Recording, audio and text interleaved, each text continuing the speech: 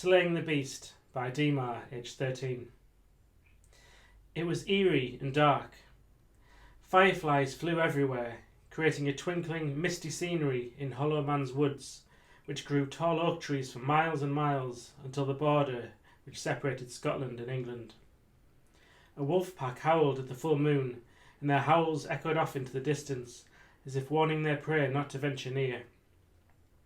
It was cold, so my nose turned red and my lips blue. I breathed in heavily and sat up in a tree away from all the fugitive men gathered around the campfire.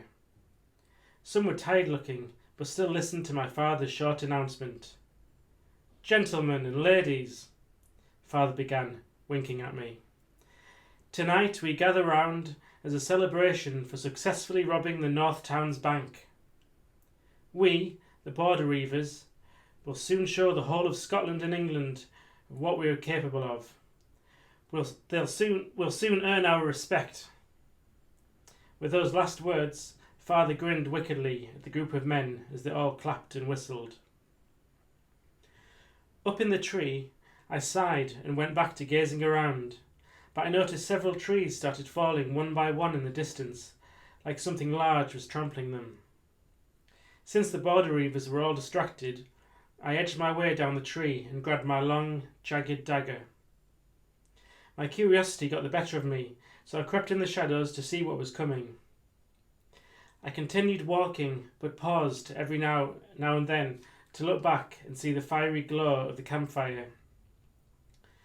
This time when I paused, a gust of hot wind blew down on me from upwards. I froze with every instinct telling me to sprint away screaming, but instead I turned my head and saw hairy toes with disgustingly long black nails. I shivered in fear and looked upwards to see two massive yellow eyes staring back at me. Then I screamed and sprinted as fast as I could until I reached the campfire. The men hadn't heard my scream and were oblivious to what was coming. The beast ran after me, creating thumps and making the earth shudder. Soon, everyone saw the beast for themselves. It opened its mouth to reveal arrays of sharp teeth and growled. And the fight began. Men screamed like little girls and ran away in the opposite direction. The campfire died by the breath of the beast. I climbed up a tree. The monster couldn't see me, so I reached out to snatch a strand of its matty and stinky marsh-coloured hair.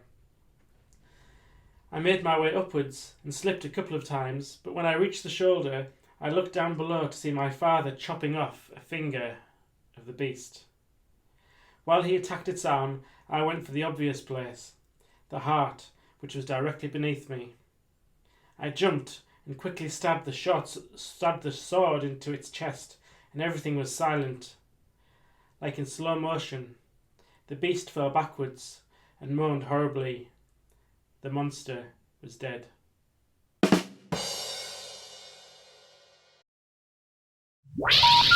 hang up and try again.